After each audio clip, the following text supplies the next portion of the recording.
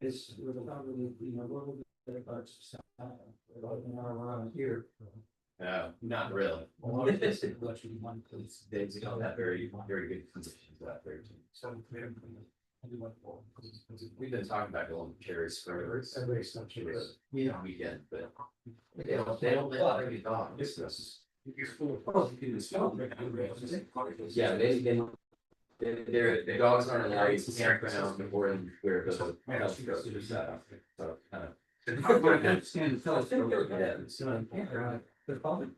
Yeah. All right, gentlemen, welcome to the MARC monthly meeting for May. We have a special guest tonight. We'll be speaking about amplifiers. Robert. Before we do that, why don't we go around the room and give our call sign? We'll start here. Jeremy, 83 BG. Congratulations. He's in the Future field day chip, right? Yeah. Well, they saw it. Bob, N3, Jeff, WA3RIZ. Elaine, I'm still studying. Yeah, 83 WM. Michael, I'm more come on. That's for DS. Well, can I give you for PWC? Alan, PB3 FM. Ned, WQ3Z. I'm making it a sheet. Brian, AE3PK. And W3JNF Jim filling in for Jeremy tonight. He's away on a little vacation, I believe. So he may be watching. He said he may watch if he had time. So we'll see how that goes. I guess to get started, we'll start with reports. Excuse me. Hey, Okay. here's the speaker. Okay.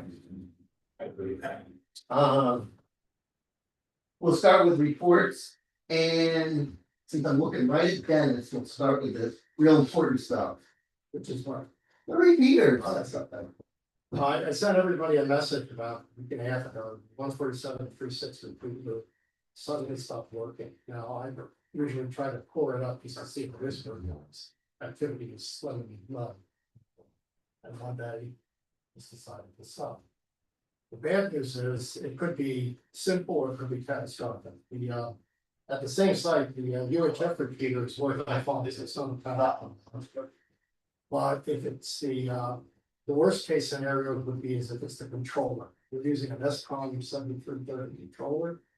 And that's out, there's a real problem because they don't make the company, there's no longer so that's going to be a problem.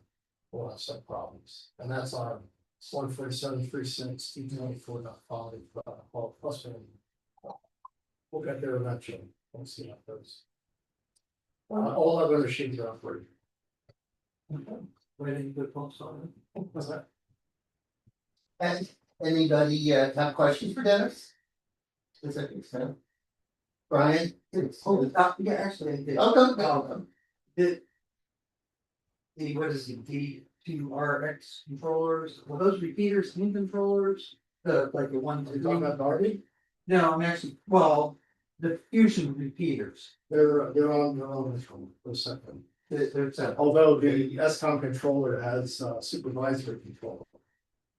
Which bothers me because now we have no supervisory control, but. It's not very But I can always drive down in the middle of the night and pull the plug. I have been known to do. One reason that we have the Darby site was that's a remnant from the Bell Planning Amateur Radio Association. I used to live in Ada. So it was easy to go from Ada to Darby to the business. We used to call it the 10:30 radio phone. That's the hour we used to go to the site of the phone. It's a little bit harder for the town square than that, but you'll get there. Yeah, and we certainly don't want to lose that spot. It's a good spot. It's well, the UHF repeater on Fusion, we're not using it, we're really missing it. Let's do it. That's open to, as you know, Kansas City wide, and you could talk to anybody. UK, talk to ice swimming, got to all over the country, no problem. If you can get a word in advertising, it's pretty visible. Right. Yeah, which is good for you. That those controllers. Yeah. Couldn't be used. So we would at least, if we, even if we had to buy another one or a new one, we wouldn't have to learn a whole new programming Well, language. that's just it, you can't buy another one, because they don't make it. The. SCOM doesn't make it. No, I'm not talking about SCOM, I'm talking about the D2RX controller.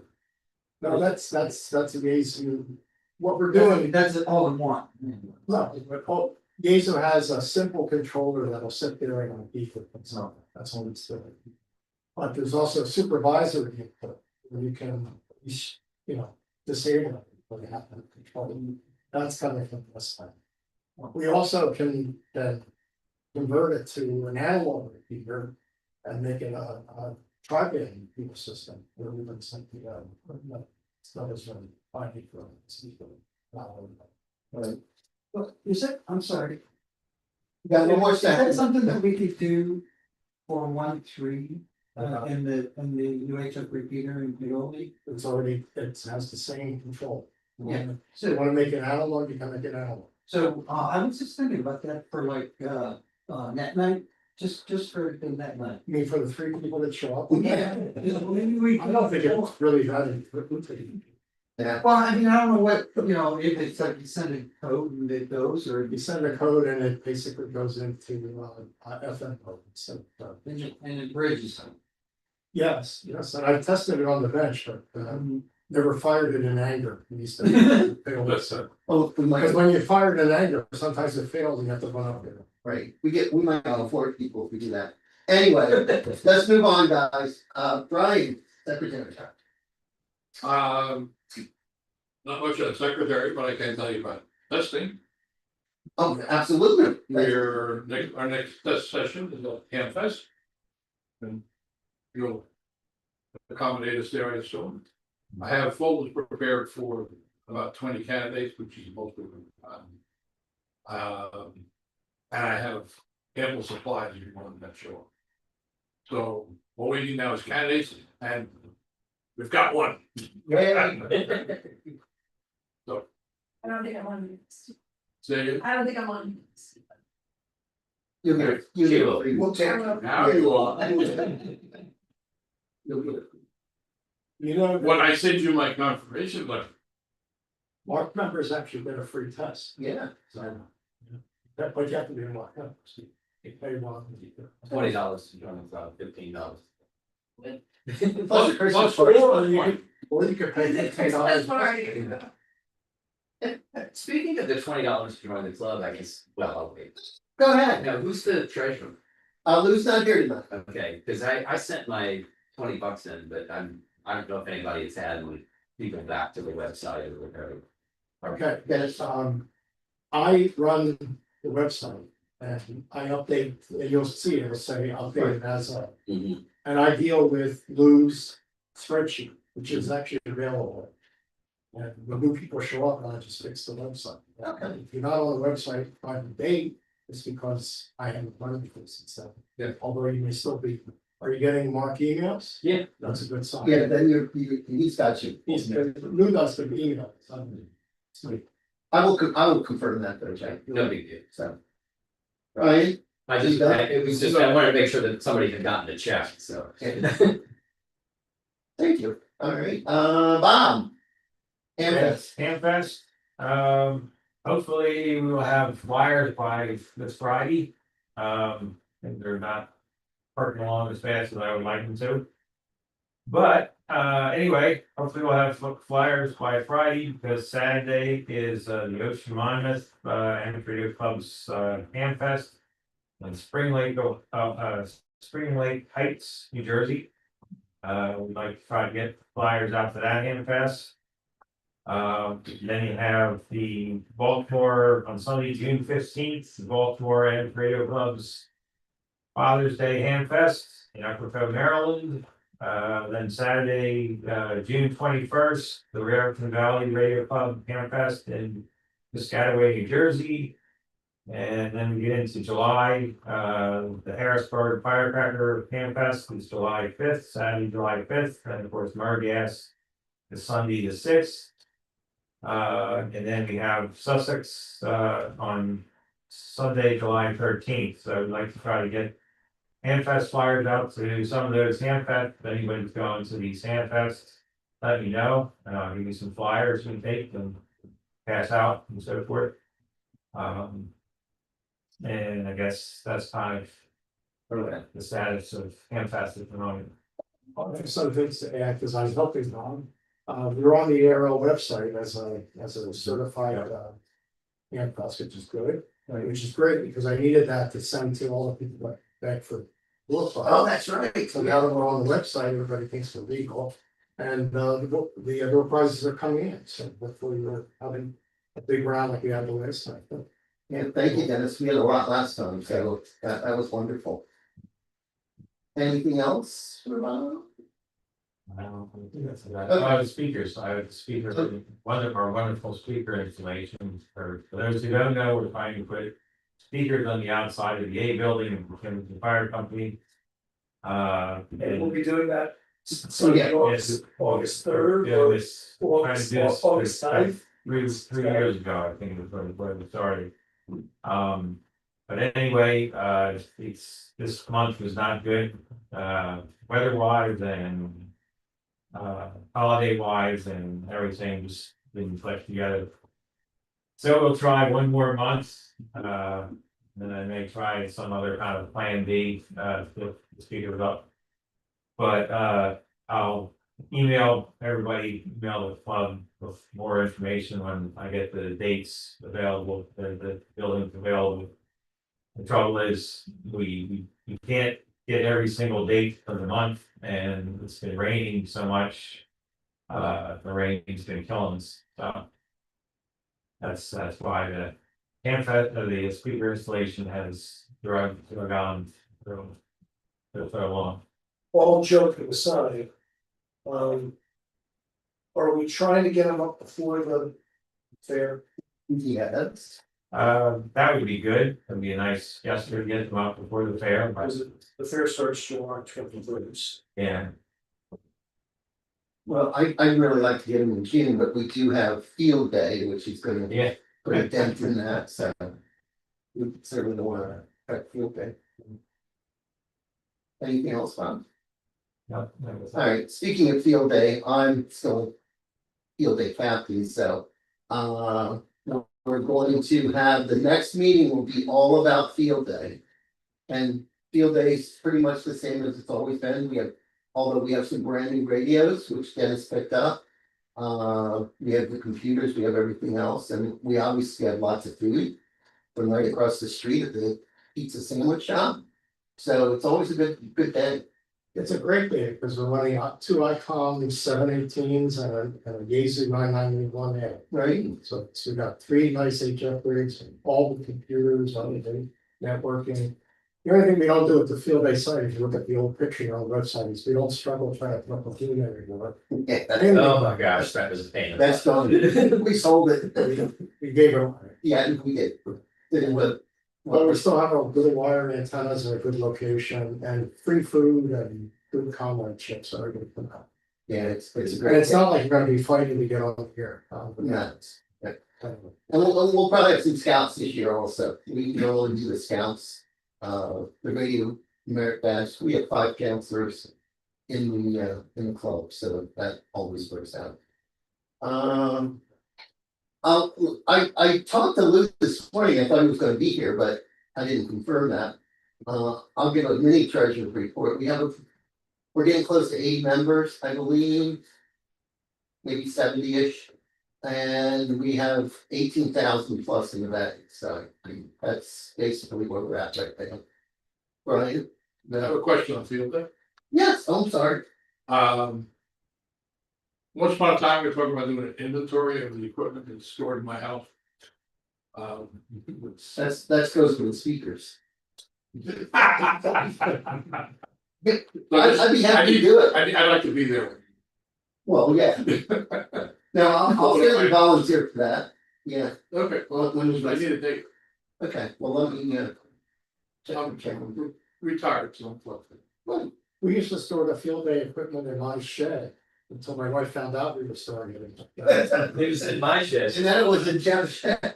I think Jim still has a key to my shed. I do. In fact, I should have brought it, I would have given it to you. So that's where we're at there. One Well, other, like when I had a wife, we had to store the stuff down in my cellar, which meant you had to go up and down those stairs. that was terrible. That's not an issue anymore, I can store it in the garage, there's no stairs. Just from the garage to the car. We did do a lot of recompression, especially with the being homes that we got with extra stuff. We should talk about like extra wire, extra cable, and that kind of stuff. Reduced by 1 month. It's still, Bruce County. it's still greatly reduced, it's not this. That beam was. Oh, that was murder, man. Well, there is the what is it, the big 1550 box with the icon, IC1A in it or something like that. Oh, there are several of the boxes that have the big radio. And that, it's not an HF radio, it's a handheld. With the charger and extra batteries. They're not, I don't think we have those. That's long gone. Well, Power supply. Well, did it go since last year? Cause it was in there last year when it was in the garage. it was? And I brought the 847, which has Right. been in my house for the last 5 years. So we have plenty of radios, so, and Ned had a question. Well, but Saturday. I don't keep some breakfast. Oh, yes, well, go ahead. Okay. Reminder, this coming Saturday at Andy's Diner on Ridge Pike, just off of the Blue Route in beautiful suburban Conshohocken, is the MARC Eyeball QSO breakfast, where we kind of get together informally and talk about stuff. And for those people who might not have been scared off by some of the stupid conversations this evening, if it's your first time at a MARC Eyeball QSO breakfast and you're heard on the 14706, 145 to the theater system, it's breakfast on cue. I'm buying. Free breakfast, very good. That's if you show But you gotta show up and you He's not gonna DoorDash it. Well, that- up. And I went, and more importantly, we wanna hear you on the talking time. All In right, case you're not scared of I got one other very important thing, over the, on Monday, we did the Radnor Memorial Day Parade, on the service of it. In attendance was Bob. Mr. Did a great job. Yeah. Dick was there, he drove his car in the parade. Dave was there, we haven't seen Dave in a while, Dave was there. And, my cell phone, I was there, so. We could have used a few more guys, I'll just leave it at that. But it turned out very nice, beautiful day, so it was good, They would have done. no. No, it went so smooth. We had it. Oh, I heard about that one. Yeah, everybody was good. They didn't, I mean, they didn't have any reorganizing or cancellations that. I met the Neil, the guy that was supposedly running the show. Yeah. Right, and he said, hey, if you wanna do some marshalling, go ahead. Next thing I know, he's standing over in the corner talking to his friends with his arms crossed, he was actually behind the line. On the other side of the line, he wasn't even there, he was going, you know, chasing after him. So he didn't care, but you know, he said, everything's fine. well, the gentleman that normally does it, he wasn't there this year, Yeah. I think he may have retired, but anyway, it was just a great day. Is there anything else I'm missing that we needed to talk about before we get into the meat of the matter? No? Everybody good? All right, Robert, you ready? Well, let me do a Oh. quick introduction. Please. Bob Caverly, WV4PWZ, is a longtime MARC member. Bob is recently retired from the faculty of here in Sharon. That basketball school. Yeah, that basketball school. So, he's also a distinguished lecturer in the IEEE Microwave Society, and we're certainly pleased to have him here today.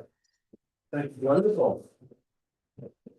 So, thanks for coming. I want to talk a little bit about what I call classy power amplifiers, and you'll understand why I use the term classy. You maybe want to go where I was today, but I don't think you can see the, you can see the screen from there.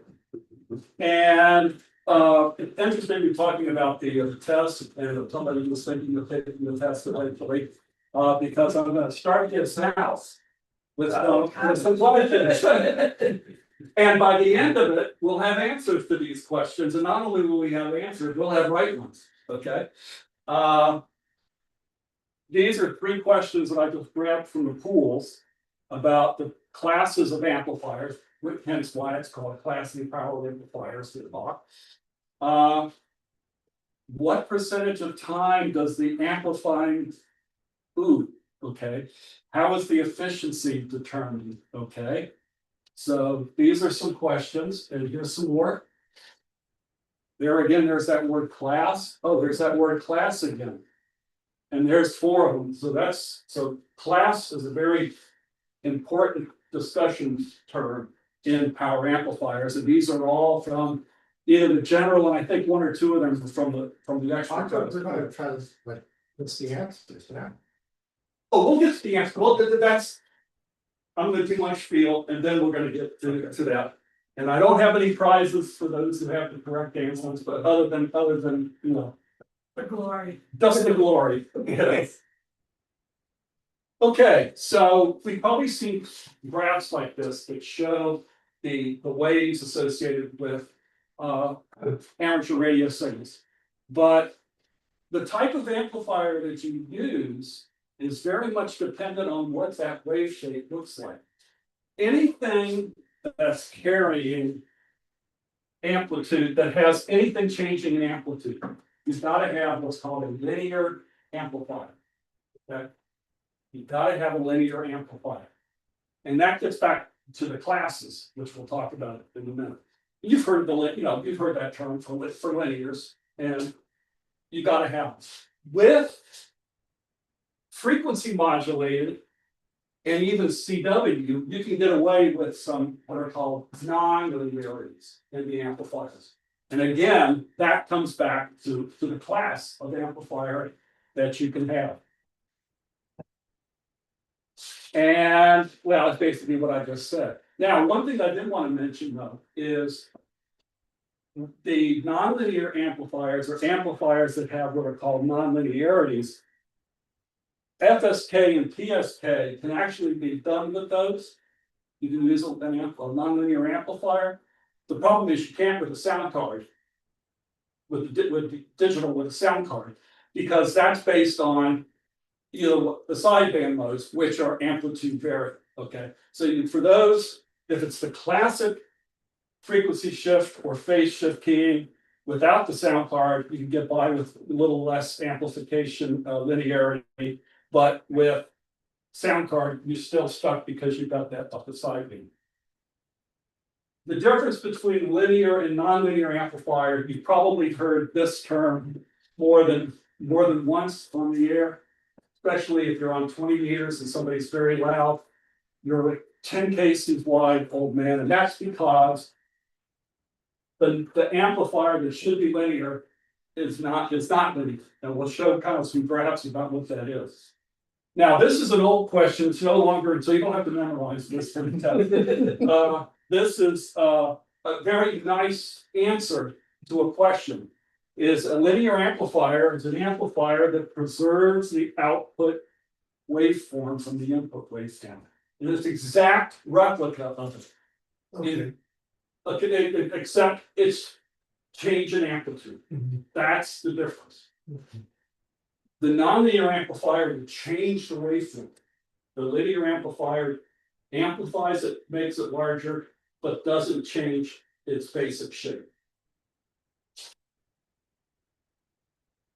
Now, when you are designing an amplifier, or anybody's designing an amplifier, it's really based on what's the load. Now, all of our antennas are 50 ohms, some are 75, because all of them are roughly 50 to 75 ohms.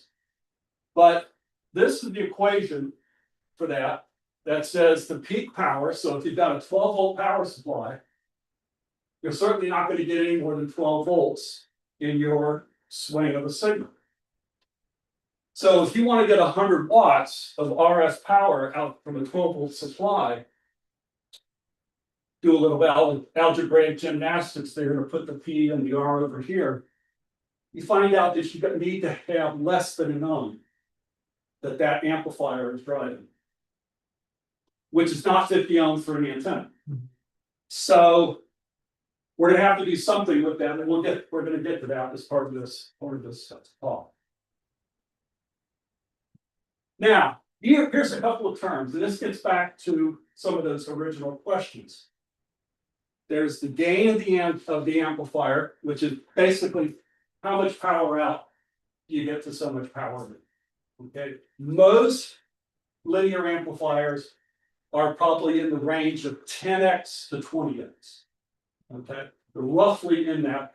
You put 100 watts in, you get a kW out, that kind of thing. Maybe 1.5 kW. The other one is the efficiency. Now this is an interesting one, because that little equation for the efficiency, which is essentially how much of the DC power that's going into that amplifier is actually being turned into useful RF power.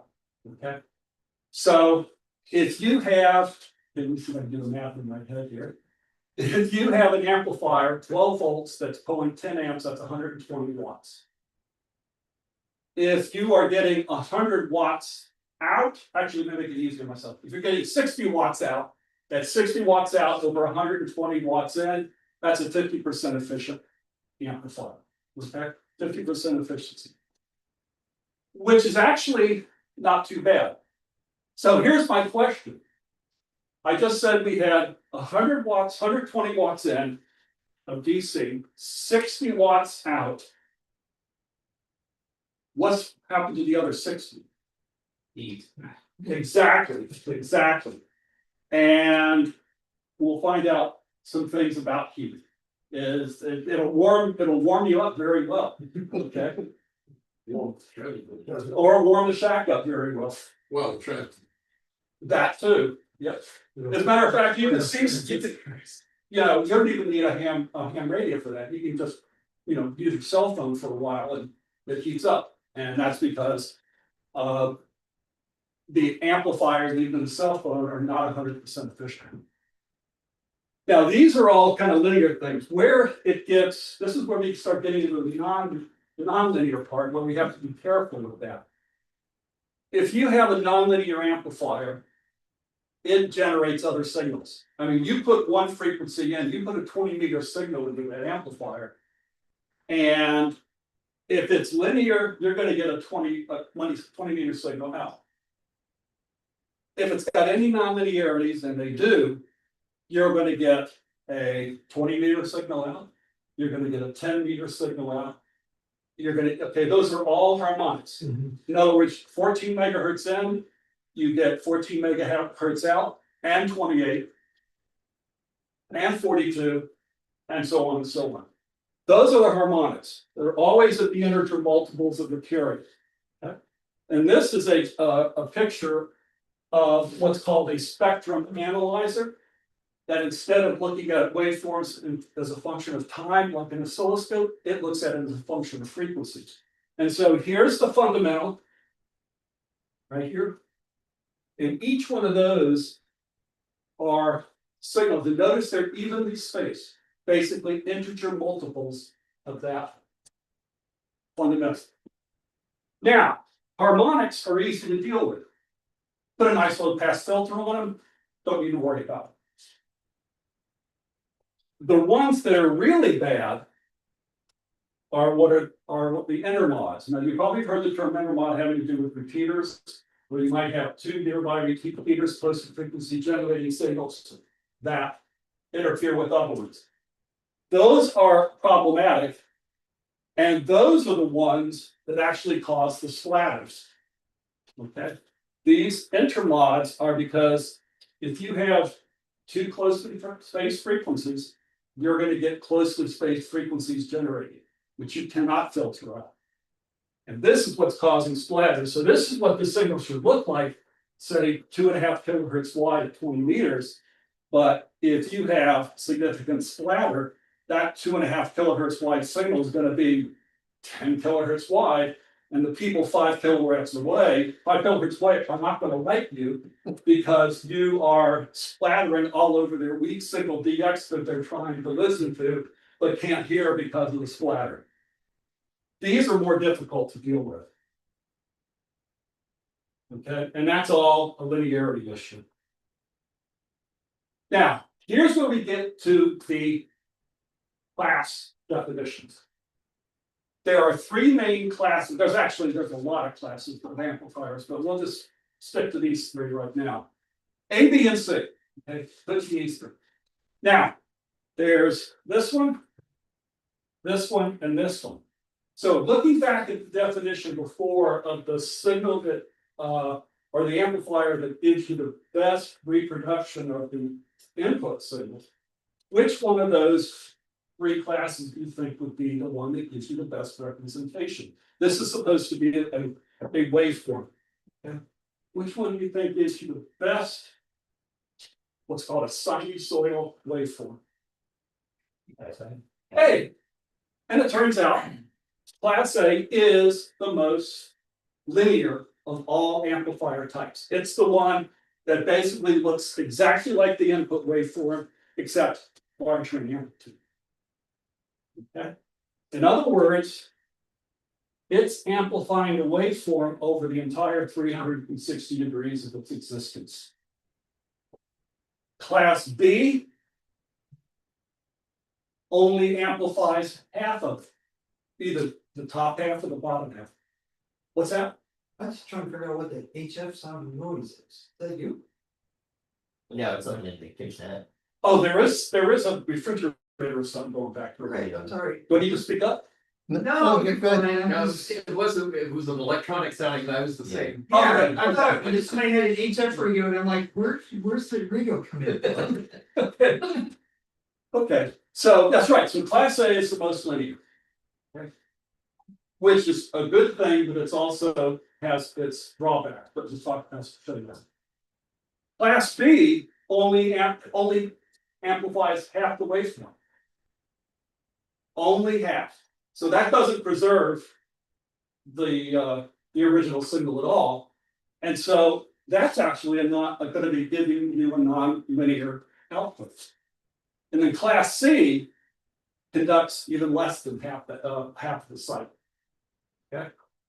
Matter of fact, your Class C can go from maybe less than a half to maybe only a quarter or even less. That has some benefits, but it also has some drawbacks because obviously if it goes to zero, then you want the signal forward. Okay. Okay, so those are the three main classifications, A, B, and C. You've probably heard of Class AB amplifier, maybe while you're reading, Class AB. What do you think that means? Class AB.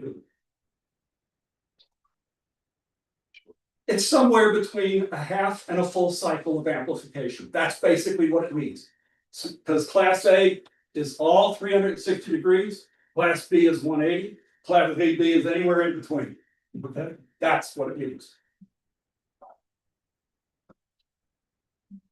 Now, you can actually check the linearity of your amplifier at home, not necessarily in the rig, but if you have a PA, linear power amplifier, of any type, and an SWR meter, you can actually check with how linear or the linear part of it, and then show where and see where it actually begins to become nonlinear.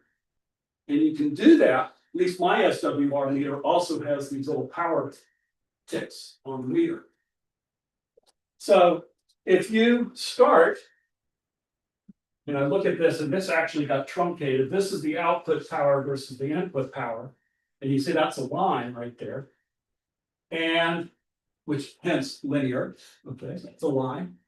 If I put in 5 watts and I get 50 out, I'll see that on my power meter. And then I go to 7 watts, and then I'll see 7 Okay, so notice that's a factor of 10 every time I move that up. If I put it 9, I go to 90. That's okay. If I go to 10, I go to 95. Oh, wait a minute, that's not 10 anymore. That's starting to get into out of this linear term into the what's called the need or the saturation. And if you keep pushing power into that amplifier, you're not going to get any more out. You are going to not make be a very good neighbor to your friends on HF because you're going to now be splattering your signal. So you can actually see what power level you can drive your amplifier by doing this test. But do it into a dummy load. Okay, do it into a dummy load. Now, interestingly, all the cell phone towers around here have about 100-watt PAs in them. Actually, they have racks of 100-watt PAs in them. They tend to operate up in here. And you might say, well, gee, are they're operating non-linear, they're operating near the saturation point. Aren't they creating all sorts of problems? There's a mathematical trick or a trick that's done by the phone company where all of your conversations or all the signals for the conversations before they go to that amplifier, which they know is distorting signals, they will do some mathematical wizardry on the signal to pre-distort it before it goes into the amplifier. So when the amplifier distorts it, it comes out clean. Okay, so they tend to operate up here. And the reason is that's where the highest efficiency actually is. The highest efficiency is up near this saturation region. I have yet to see any ham radio. It's coming. You think it's you think it's out? It's out or it's coming? Yeah, there are those alpha linears, those. Do they use digital Yeah, pre-distortion? they have feedback with FPGAs actually. Okay, so that's what they have to do. They have to mathematically look at the characteristics of the amplifier, and not just once, but they have to periodically, look at its linearity or non-linearity. So it is coming. So those actually should be Yeah, very. you have to have a big bank account where they started from 2,000.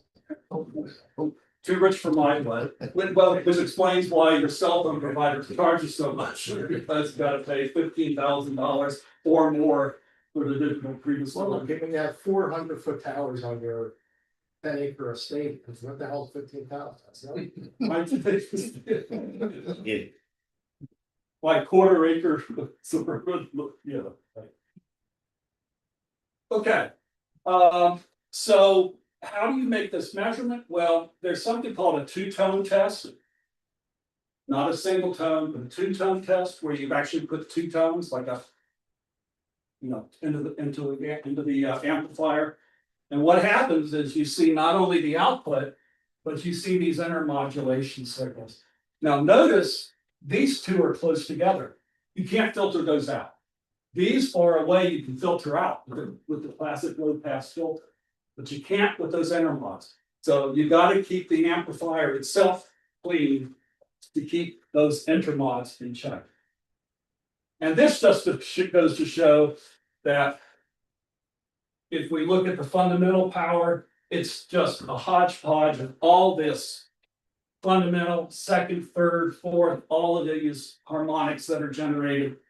And you can turn the very clean amplifier one into a very dirty one by driving it nonlinear. This is actually class A here, going through class B, class C. The bottom part got truncated. I guess we should have probably used PowerPoint instead because the bottom of that chart got truncated. So this is class A here, okay, which has no distortion, no, very linear. But look at its efficiency. It's only 50%. Only half of what you're pulling from the power rails is being turned into useful RF. The efficiency goes up as you go to class B and C, but the power goes down. So trade-offs. Okay. Now, I think he said heat was what to get rid of. That's why the transistors look the way they do. Notice these are basically large transistors that are bolted down. As a matter of fact, I'm gonna grab something that Dennis brought and kind of show it with a show and tell. And I got some other amplifiers here too. But that's the power amplifier transistor right there. And notice it's bolted down. It's got a different package than shown here, but basically it's bolted down. So it makes very good, not just ground contact, but also contact to the metal casing so that heat can be dissipated with these things. Okay? So your standard plastic transistor isn't going to have that thermal path. You've got to have that really good bolted down thermal path to get rid of that heat. Otherwise, if the transistor started to get above about 300 Fahrenheit, they start not working like they are supposed to. And in many cases, it can be permanent. I got a quick story, 1 minute story. Many years ago, the DCARA bought from MARC of all things, a repeater amplifier. It was a mobile amplifier, and we installed it at Barbie. And when the repeater went off the air, we knew exactly what the problem was. What happened was the stud boundary transistor melted off the PC board and had to be resoldered.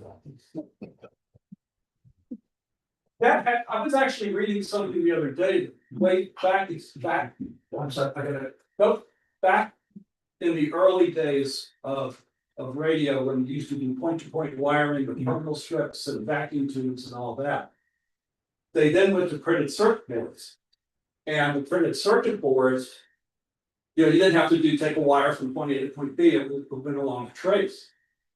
But so they started putting vacuum tubes onto PC board, vacuum tube sockets to hit. And the heat, the continual expansion and contraction due to the heat of just turning on and turning off, once or twice a day, eventually that caused the PC boards to basically break up and remove tube sockets. So when transistors came along, you just don't see that. That's why my Sears and Roebuck set never worked.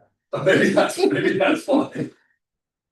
As a matter of fact, if you actually, might as well go ahead and show it.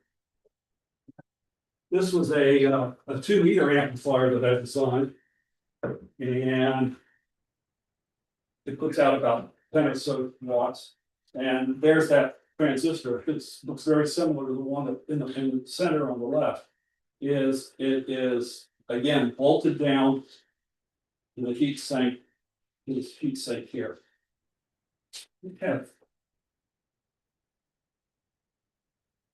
Okay, so I don't know if anybody's rich enough to have one of these. I think when these came out, they were more than I could afford. But I wanted to show this because this was their marketing stick.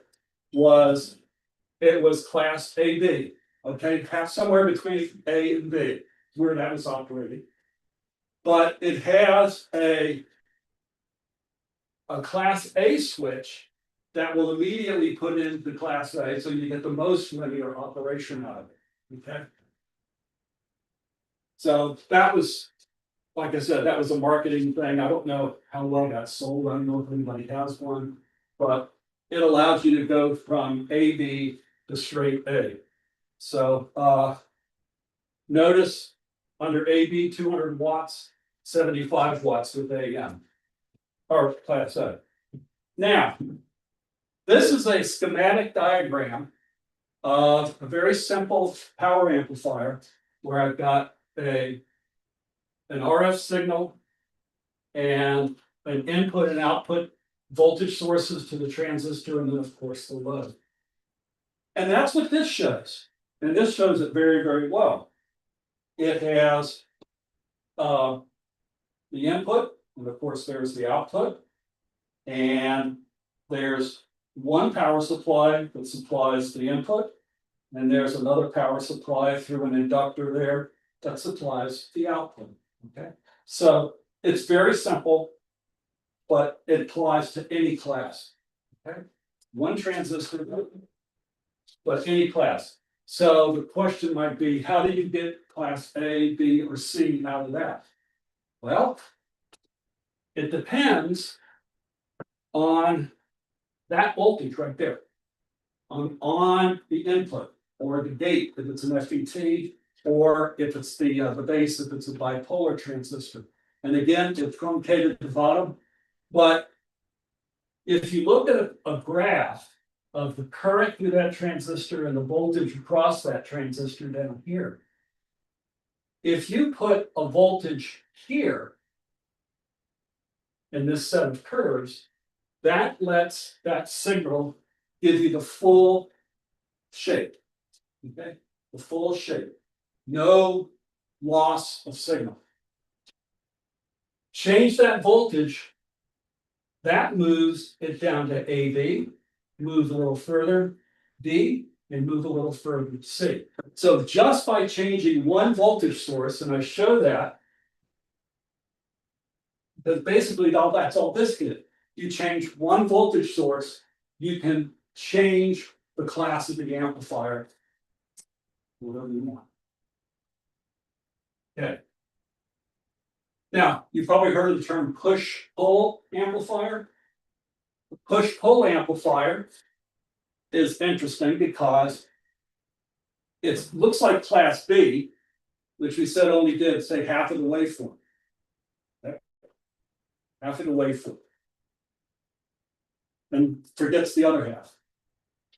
But if we take, this is essentially a transformer, and it lets the positive side through, and then on the negative going part, it flips its phase, so it's positive, but now time shifted.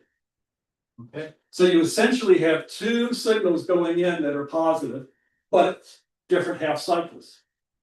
Each one then amplifies that other half, and then this flips the other one and brings it back up, so you have now a full waveform. That's how a push-pull does work. Okay, very clever. Now, one of the things with a push-pull, as a matter of fact, this is even for audio, probably even audio, you've heard about crossover distortion. And that's because during that flipping and adding part, if you don't have the waveforms perfectly aligned, when they add up, you get these little parts where they cross over. And even that little bit can cause distortion.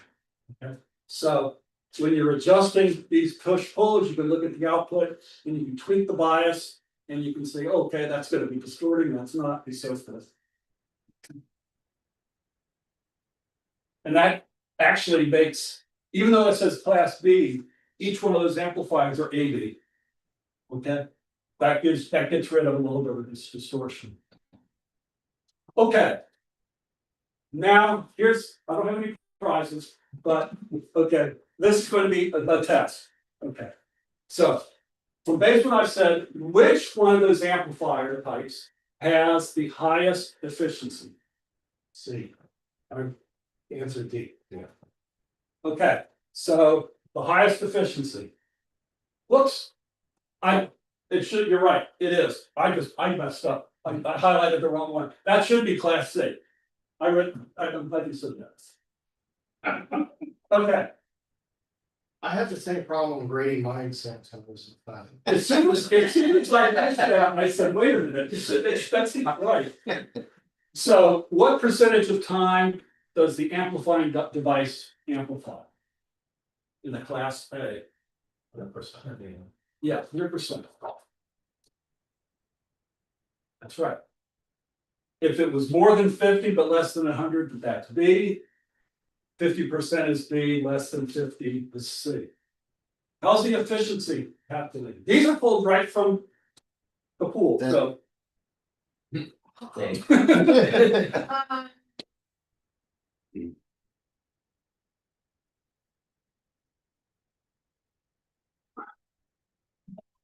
Yeah, it's, oh, I should have probably done bigger font. Yeah, it's the output, how much of that DC power in is being converted to usable RF and how much is being used to heat up your workbench. Okay. Okay. Which was the following, which one is the characteristic? This is for general, not technician. Okay. And actually, I think this one might be from the extra. Oh, that's outside of general. All right, so which one of this was a class A? Was it high efficiency or low distortion? We say low distortion. Yep, okay, okay. So for which of the following modes is a class C? Remember, the class C is the one that, doesn't conduct very much.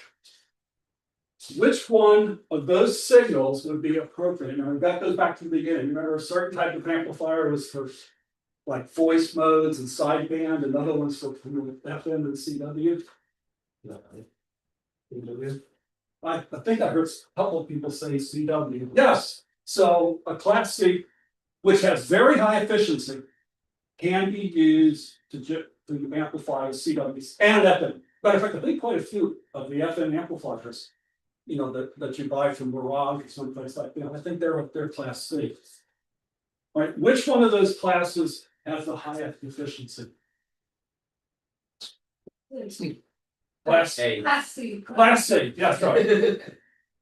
See, you're more ready than you thought. Okay, so those are some of the things about what I call class C power amplifiers. So I started off, how are we doing on time? Okay, You're good, but I started off with this, if we have a 12-volt supply or the waveform goes 12 volts. We need less than an ohm and not 50. So what do you need to do? You need to transform somehow that 1 ohm to 50 ohms. And it may need to be done from 160 to 10 meters, which is a factor of about 15 or 16. So how do you do that over a wide bandwidth? Okay, there are some ways to do it narrowband, so like on a single band, there's some ways to do it. And other ways if you want to make it wideband. And that's with the transformer. Okay, that's with the transformer. And you've probably seen the toroid transformer types, which you can use. But for power amplifiers, what's typically used more often are what are called binocular cores. Okay, and they look like a pair of iron binoculars. Okay, they're two tubes put together, and you wind the windings through the center. And I brought a commercial amplifier that shows that. There's that binocular cord. Okay, so it looks like a pair of binoculars, and there are the two amplifying transistors there. But you use a binocular cord. How much power is in those? This one is about 150 watts. Okay, then take the binocular. How much of that load is in there? You need to Oh, okay. I think I understand you. I mean, are we talking 2 watts or are we talking 140 watts? Oh, no, this, okay, good question. Good question. I understand now. So notice this is the output power. Okay, so it has to handle whatever the output power. So if that's 150 watts, that binocular core has to be able to handle that 150 watts without heating itself up. That's why it's physically so large. Yeah. Okay. Now, these are the toroids here for the filters. These are all the filters to get rid of the harmonics that we talked about. Okay, and this has got auto switch, so there's relays here to switch between the various filter elements at the output. But no, this binocular core has to handle all that 150 watts. There's actually another one here at the input. See, those are the two transistors there. So this is the output, but there's the low pass filter, and there you can see the binocular cores at the input, and they're physically much smaller. Why? Because they don't need to handle more than about 10 or 15 watts. So they're physically much smaller. Okay. And so that's how you can do that. This goes 160 to 10. So yeah, that gives you the ability from a very wide band, what's called transformation or match, so that you can use a 12-volt supply, but get a lot of power. Now, another thing is that means if it's 12 volts, there's going to be lots of current. So you have to use pretty large wire. And so forward large diameter wire that handle the current, both RF and DC and so forth. Okay. This is another one, and I forgot to put it in my box when I came here. But this is an AB amplifier, and again, push pull, where the two transistors, they're right here. Okay, and we have, in this case, a transformer. So we have a signal coming in. You have a transformer, and that transformer on the top path, the positive half cycle goes through. In this path, the negative half cycle goes through, flipped up. Amplified, and then these transformers then bring one through and then flip the other one back to reconstruct. Isn't that, that was done back in the tube days. That was very clever. That was very clever. I saw that and read about it, and I thought that was an RF engineer who really knew their stuff to be able to do that. Oh yeah, this is a picture of it. And again, that one used binocular port. You can see that here. Okay, you can see the wires kind of going through the binocular parts. Now compare that with this is, I think, an MFJ transistorized amplifier. And this was a schematic I pulled out from the old MFJ. There are no one of these, but they're still out there. But again, you know, this is 600 watts, but it has a transformer coming in. Signal splits, goes to the different transistors. And we have another transformer here at the output that brings them all back together again. So your question, that transformer is probably going to be a lot larger than that one physically. Okay. And because it has such a high power, that load resistance is going to be probably down to a tenth of an ohm. So that has to get transferred back to 50. So there's going to be a lot of windings in that coil too. And that transformer has to handle the heat. Okay, which is why it's physically going to be big. So simple circuits kind of multiplied can be in size can be used. And this is what I just showed. This is commercial RF. Now I want to go back to this one that the Dennis brought and compare that. So this is the amplifying transistor here. This circuit right here supplies the input voltage to put it in whatever class it is. I can't tell by looking at it. What's a class C? It is a class C. Okay. So that means we're not going to get total, we're going to get less than half of the waveform coming out. It's an FM for an HT, what it's for. Okay. So it's not a wide band, it's a single band. No, well, I mean, it's made in China, so it's 380 megahertz to 460 megahertz. Okay. Now that I know the frequency range, there probably is filtering in here. At least for that band. Yeah, over that band, but I did on with the transmission lines rather than inductors and capacitors. Okay.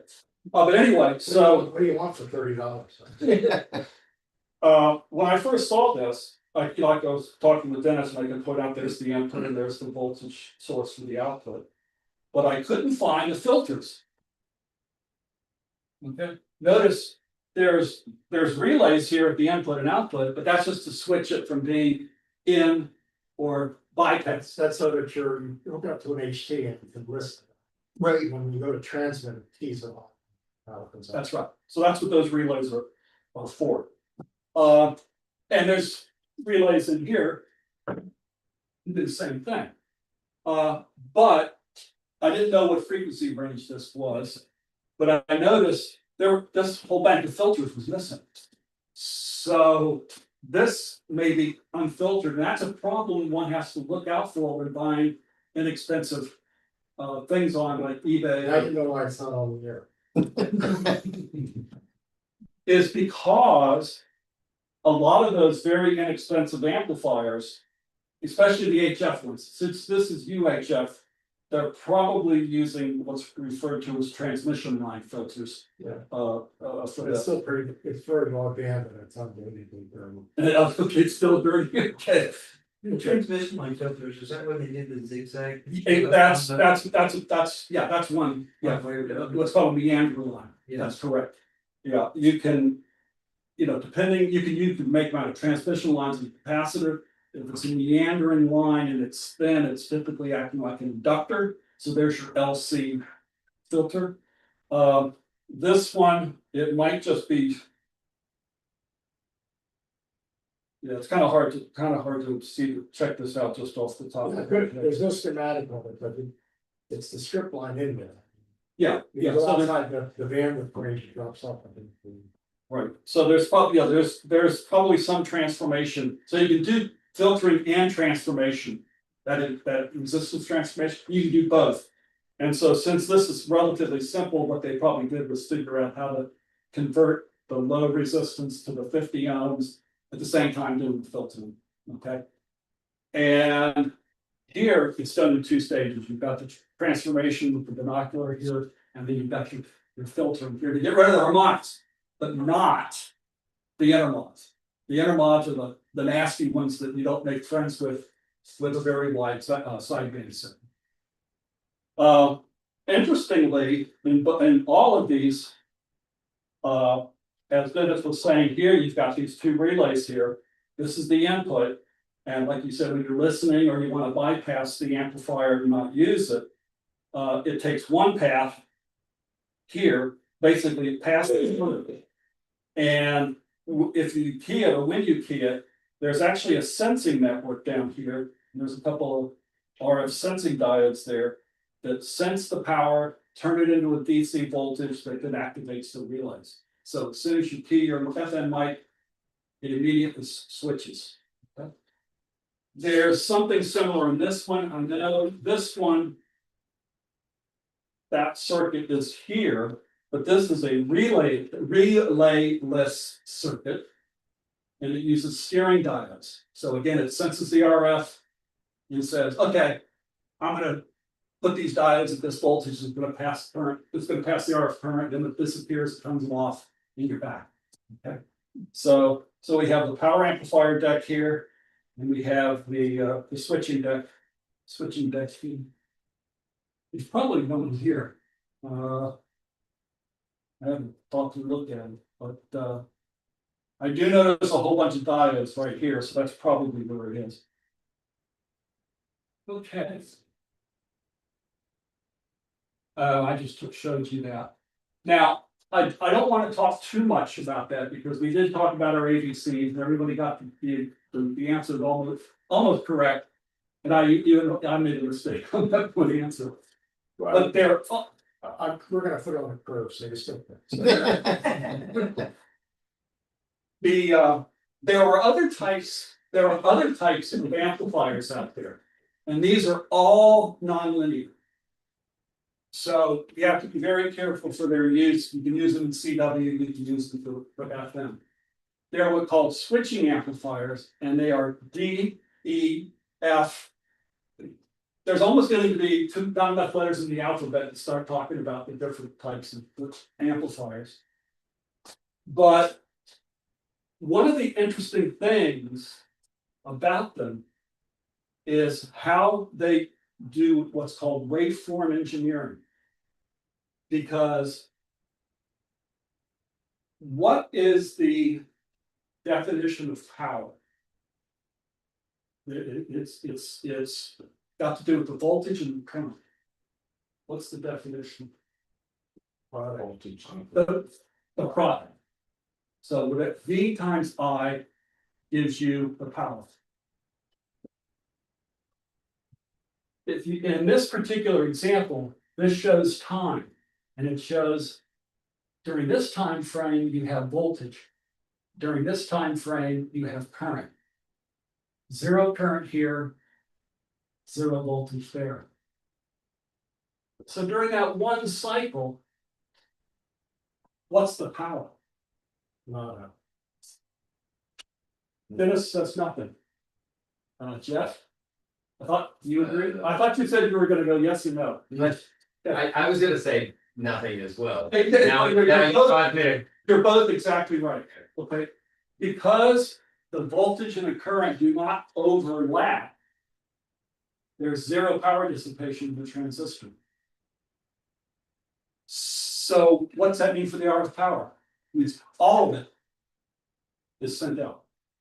Okay, that's its beauty, is with these switching amplifiers, is they are extremely highly efficient, but are, because they basically break the signal up into different waveforms, they are notoriously nonlinear. Now, Bob, I know you work with MRI stuff, so Yeah. that's what MRI amplifiers use. No. With MRI, the physicists and the clinicians spend an inordinate amount of time figuring out the exact shape and waveform that the pulse should be to get the ions and the electrons and the magnetic moments of all, to get them all spinning the way they're supposed to. So the amplifier has to preserve the exact waveform that these physicists and so forth come up with. So they're all class A. Because they have to preserve that waveform. Okay?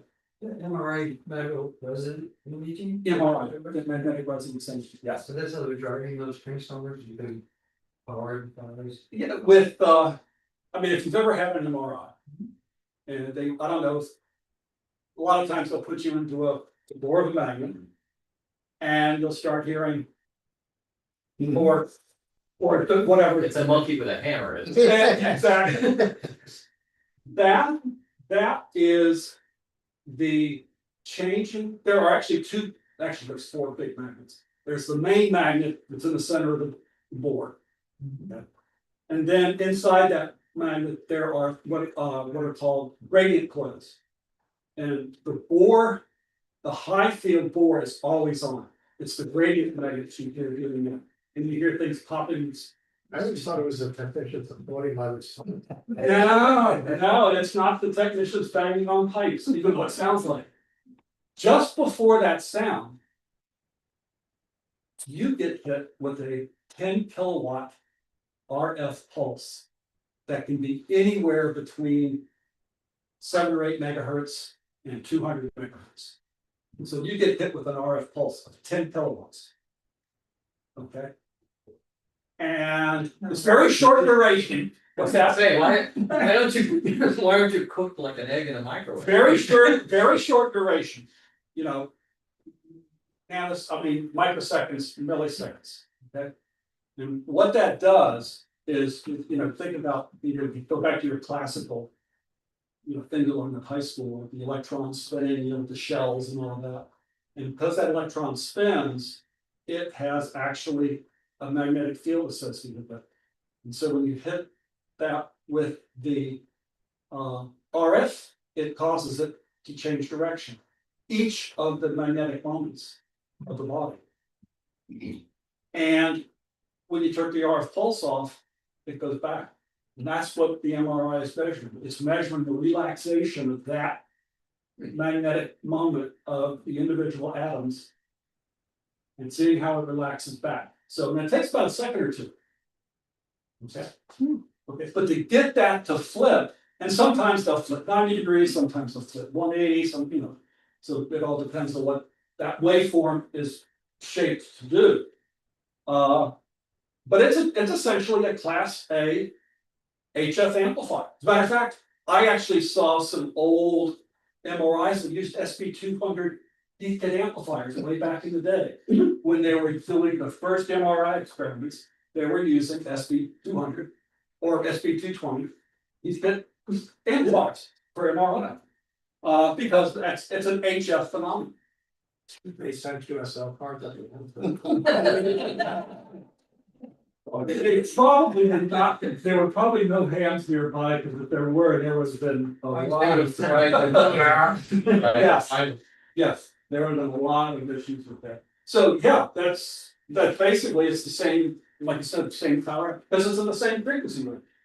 And, the SP200 didn't care, 10 megahertz from, a deep bit transmitter, the same as it was from the MRI transmitter.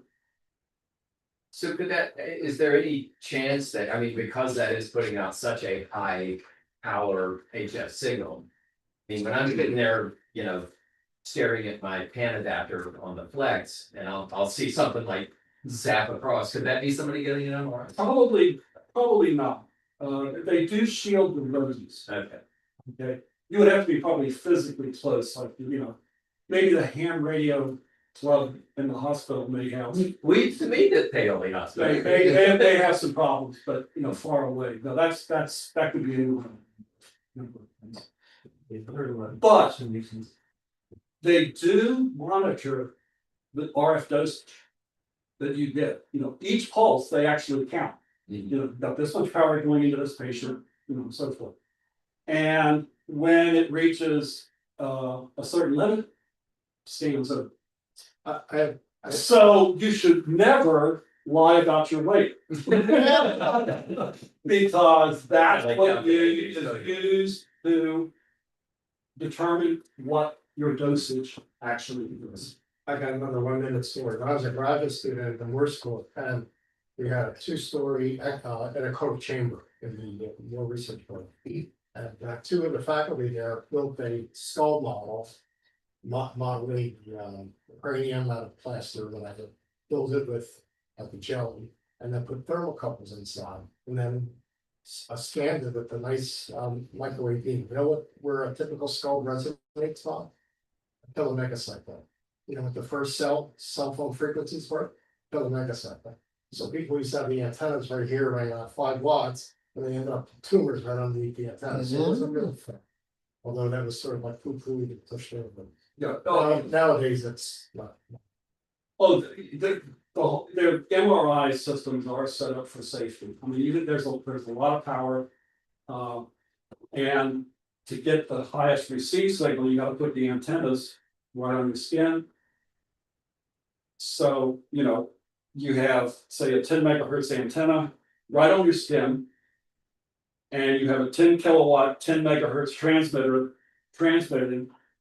So when that transmitter is on, that antenna that's on your skin has to be completely decoupled from 10 megahertz, or else you can burn. So what's safer for you? I'm sorry? What is safer then, the magnetic radiation or the X-rays? Actually, that's a good question. There are lots of safety mechanisms built in. I mean, there are so burns are not a problem anymore. Okay. And there's been no bad health effects other than burns that happen, as opposed to X-rays, which, you know, everybody knows they're ionizing radiation that can, you know, cause mutations and so forth. Another 1 minute story is the beam use radar sites, which were actually 6 to 40 megacycles. So the radar technician used to go out in the cold up in the Arctic and stand in front of them just to Okay, 1 minute story. My wife and I were visiting Sandia Mountain outside of Albuquerque a number of years ago. We went up to the top, and there was a huge antenna farm. There must have been 200 antennas up there, and it probably went from kilohertz to gigahertz. And you know, I was sort of standing in front of it, and my wife was taking pictures, and somebody comes up and, you know, we're working. What are you doing? And I was like, no, I'm taking pictures, and you could tell he was like, "Are you, you know, legit here?" And I said, "Exactly." And I said, "Oh, okay, I teach electrical engineering," and he said, "Oh, okay." So and then he spent the next 45 minutes talking to us about it. He gets ill when he goes. There's a big fence around these antennas. And he said he has to be careful how much time he spends in there because there's so much RF in the air that he gets physically ill. I used to work on a repeater and a television station, monster television station. And my teeth would start getting warm. As soon as my teeth started to get warm, I had to get out or develop headache that was vastly away. Right. Yeah. So That's very real. I couldn't believe it. and that's uncontrolled exposure to RF. But your question, this is very much controlled and monitored so that, you know, you don't get better or So so. we died from it back in the 50s. Yeah. So when you take the MRI, they give you a jolt, They did an RF jolt, yes. an RF jolt, and that flips the, What's called the magnetic moments of the atoms, mostly water. They mostly image water, and it's hydrogen, because H2O's throughout the body. And so that flips the hydrogen spins. okay, and then what info do they get out of that? What, What makes it? What makes that information useful, the diagnostic purpose? okay. I said there were four. Not where this night was headed, but. Oh, there were four coils. The main one, which gives you the real strong magnetic field, and then there's what I call the gradient coils. The gradient coils essentially give you a different magnetic field in 3 dimensions. Okay, they give a different magnetic field in 3 directions.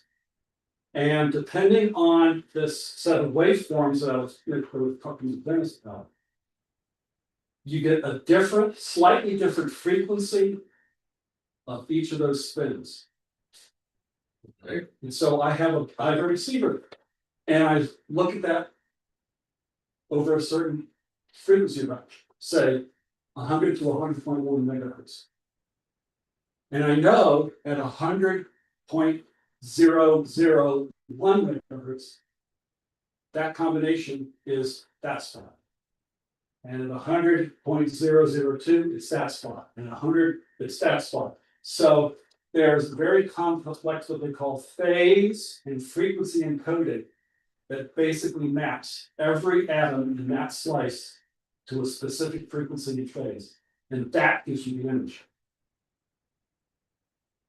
That gives you the image. Because you can see a signal back from a very specific, well, actually not a point, but a very small volume. So there's lots of mathematics going on too. So it's almost like radar. That's what I was gonna say, yeah. The thing about radar is it depends on the frequency. The resolution depends on the frequency. Yeah. Okay, the resolution for the MRI doesn't depend on the frequency. You would not be able to see sub-millimeter images using radar, but you can see it from So frequency is interpreted as location.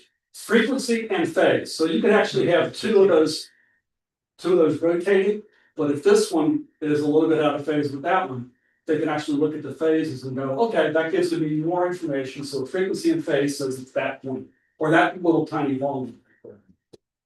So what's if you have implants now, like artificial joints on there, You have to let the technician know.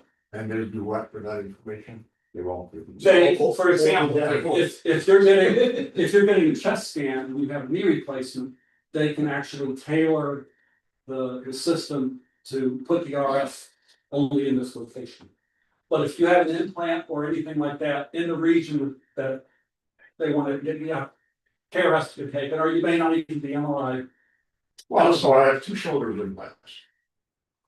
And once a year I get either an MRI or a CT scan. Then, so if you let them know, then they'll find out, they could also be made with non-magnetic material. Well, I hope so. Yes, but that's fine. Suck the iron out. Absolutely, that's the problem. Well, most of them are made out of magnesium, I think, or cobalt, or So yeah, so as long as they're non-magnetic. And you let them know, because again, they're metal. or a field that we can load you up.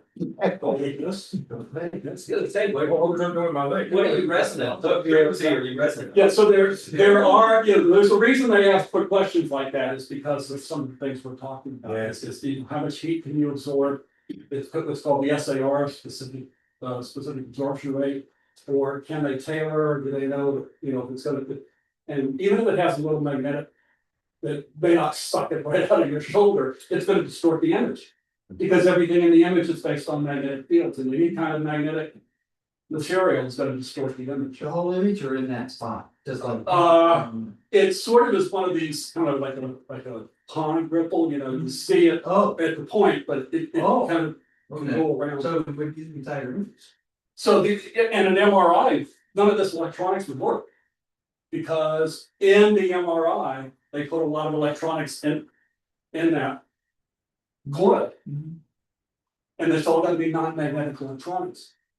Because the MRI is all magnetic, and so all the electronics has to be on magnetic. So you can't go to DigiKey and say, I want to hit non-magnetic so-and-so, you've got to go to other places to get special MRI electronics, it doesn't have to be magnetic.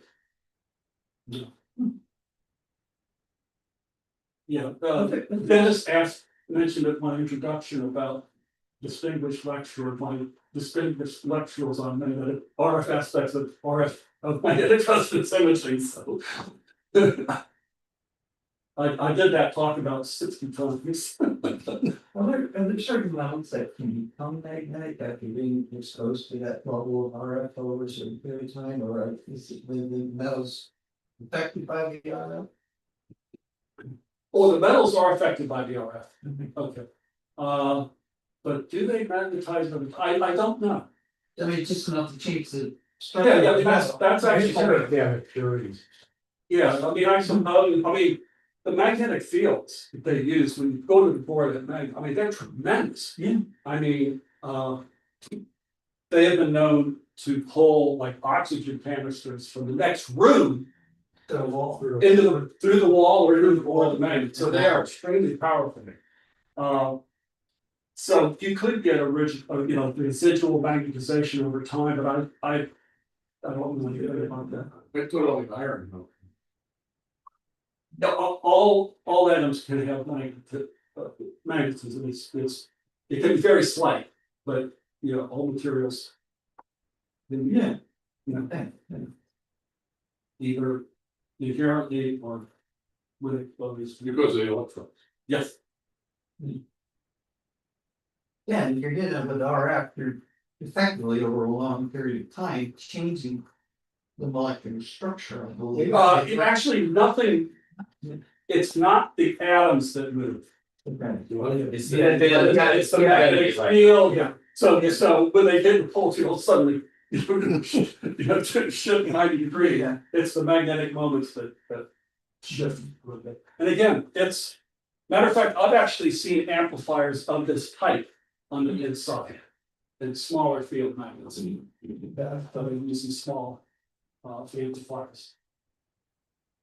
So what you're saying is when the after the jolt, the pivot in the moment, but it may not come back to its original position. It typically does. Well, getting back to Dennis's question, these physicists and diagnosticians do this. So sometimes they will give a pulse that'll flip it and expect to go back and they'll flip it again. So it takes a couple of seconds and it pretty much goes back. But there may be some reason why they want to, flip it again. That's why they're so expensive. There's a lot of hardware, a lot of electronics, and a lot of people involved. But it's the same kind of power amplifiers that provide the RF pulse. I wonder how even they transport that stuff. It would seem like they have to take it apart and transport it, so it can carry this big huge magnet down the street. Once you turn the magnet on, it doesn't turn off. Not the ones that are liquid helium cooled. You can actually there's actually something called Earth's field MRI that uses the Earth's magnetic field to flip the spins. And then you can hit it with an audio signal and actually the image is horrible, but you can oh yeah, that's the shape of an orange. Okay. So it's any magnetic field. So you could have a portable one, like an electromagnet that's not liquid helium cooled, but to get those high fields, you gotta have a liquid helium.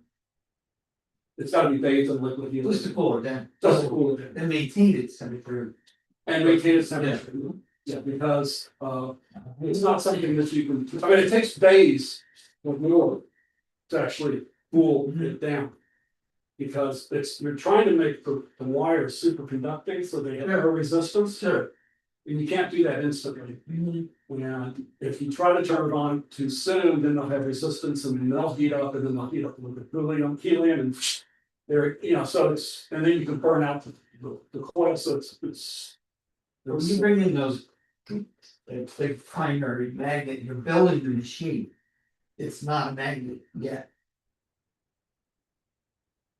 It's actually true. Oh, it is, okay, it is an electromagnet, yes, yes. So It's There got are- coils of, it's got miles Mhm. of coils of wire. So it does require some level of transportation to be neat. Oh, yeah. It does, Oh, yeah.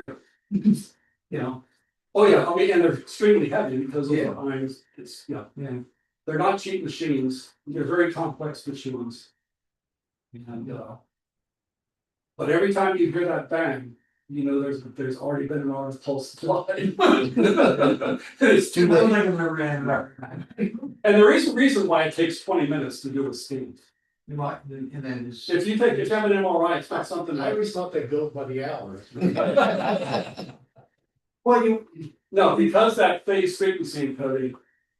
It takes a long time to have that you collect enough data, correct. okay, to build the image. Essentially, what you get, to use, technical terms, is you get what's called the inverse Fourier transform of the image. And then the computers then do a Fourier transform of that, and then you get the image. And so that's essentially you get like I don't want to call it a negative of the image, but it's kind of like that, all right? And it takes a while to build that up. Sure. Yeah. Now, you said, based on the body's core temperature, you reach your limit. Is that a common thing? I mean, They monitor every. no, I mean, yeah, but I mean, does that limit like 2 hours, or is it literally like you're right on the edge? It's Like the 100 specific absorbance rates, how many watts per kilogram. Second. But Or it's, so watts, but anyway, so it's, you know, there are safety standards that are set and it continually monitors that. there's not somebody you can do with a really big body or a really small body, I would think, Billy, that. Again, you don't wanna lie about the weight. Yeah, but they could overdose if Well, that's what the they SAR, they can't overdose, that's the safety margin. right, But if they reach the safety margin, it's possible that they would not have a complete image. I know they don't get anywhere close to that. Safety margins. No, Yeah, that's, Yeah, and then this machine says maybe. I'm sure those sums up now. You know, different, you know, the head has a lower SAR than your arm, Sure, or than your torso, so it depends on also what's being imaged. well, yeah. Yeah. But See, you opened up a can of worms here. Oh my gosh, I didn't, okay. Yeah, we Sorry about that. got a dog. That's okay, that's okay. I mean, I think Jeffrey said 40 minutes, and that's okay, it's a topic that I'm very much want to talk about.